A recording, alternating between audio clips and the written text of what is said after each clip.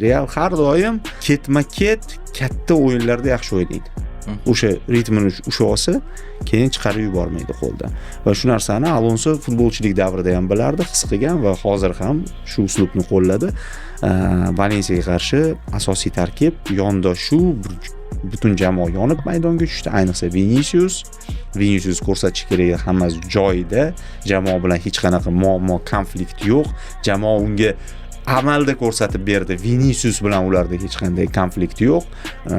Mbappe ikkita gol urgandan keyin penaltini Viniga berib yuboryapti-da. Hat-trick qiladigan joyi Vini ham qaytarib bersa bo'lardi.